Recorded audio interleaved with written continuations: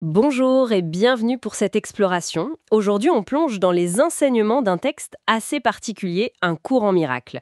On va s'appuyer sur un extrait d'atelier qui discute de certains concepts clés. Notre but, essayer de décoder un peu les idées fondamentales sur la perception de soi, du monde, que propose ce matériel.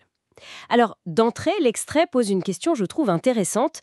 À qui s'adresse vraiment ce cours? Il utilise le pronom nous, mais il semble dire que ce nous auquel on s'identifie d'habitude, le corps, nos expériences, ce n'est pas lui qui peut vraiment pardonner ou voir sans jugement. Alors, qui est ce nous capable, en fait? Oui, c'est une excellente question. Ça va vraiment au cœur du sujet. Le point central, et le cours utilise une métaphore assez puissante pour ça, c'est l'idée d'un décalage, d'un changement de position intérieure. Plutôt que de demander de l'aide pour changer ce qui se passe ici, dans notre vie perçue, il s'agit de se déplacer mentalement, si on veut, vers un autre point de vue. D'accord. Et cette métaphore, justement, parlons-en, s'asseoir dans un théâtre, à côté d'une figure de sagesse, bon, l'extrait mentionne Jésus, mais c'est symbolique, hein, et regarder sa propre vie, là, sur scène. Observer ses actions, ses émotions, la joie, la colère, la tristesse, comme un spectateur. C'est ça l'idée? C'est tout à fait ça. C'est vraiment l'essence de la pratique proposée. Le soi, celui qui observe depuis la salle, calme, un peu distant.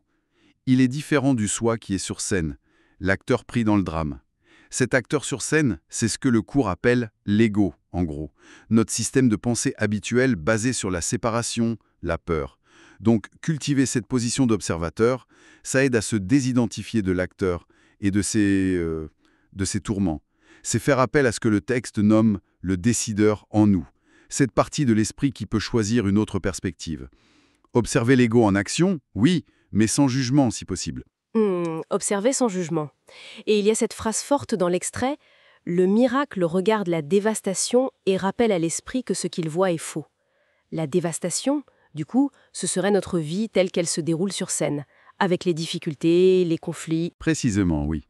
Vu depuis la scène par l'acteur, la vie peut sembler, dévastatrice par moments, les hauts, les bas, les pertes, mais depuis le point de vue de l'observateur calme, celui qui est assis à côté de cette figure de paix, cette même dévastation, elle est vue autrement, comme une illusion, une projection, un peu comme un rêve, vous savez? Un rêve nocturne qui paraît très très réel quand on dort, mais au réveil, on réalise que, ce n'était rien, juste un rêve. Le miracle ici, c'est pas un événement extérieur magique, c'est ce déclic intérieur, ce changement de perception.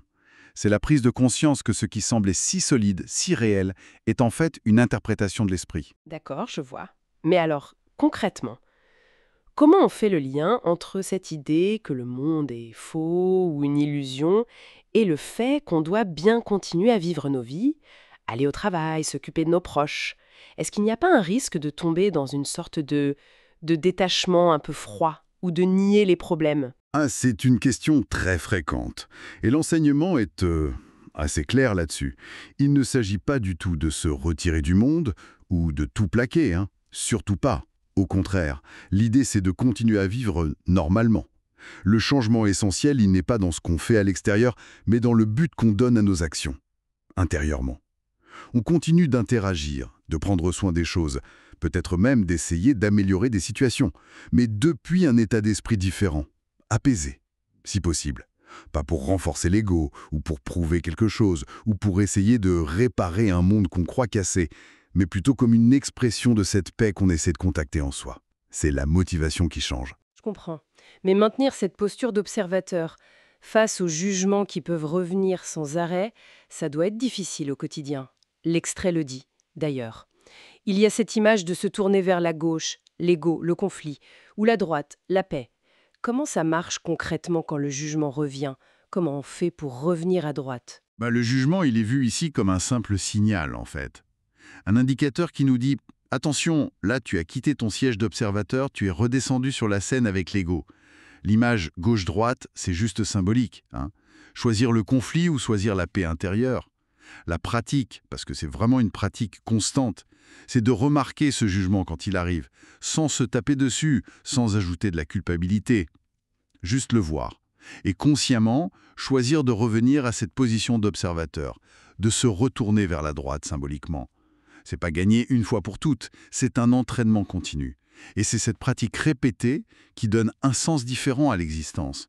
Pas en essayant de changer le rêve extérieur, mais en changeant l'esprit qui fait ce rêve. Donc, pour résumer, l'essentiel de ce qu'on a vu ici, c'est vraiment ce déplacement d'identité. Ne plus se prendre uniquement pour le personnage sur scène, mais réaliser qu'on est aussi, et peut-être surtout, cet observateur dans la salle. Tout à fait. C'est un changement de perspective radical qui est proposé là. Et ça amène une réflexion, peut-être pour aller plus loin. Si les événements de la vie sont comme un rêve qu'on observe depuis cet espace calme, quelle est la nature de l'éveil complet auquel cette voie pourrait nous mener? C'est une piste à explorer pour chacun, je crois.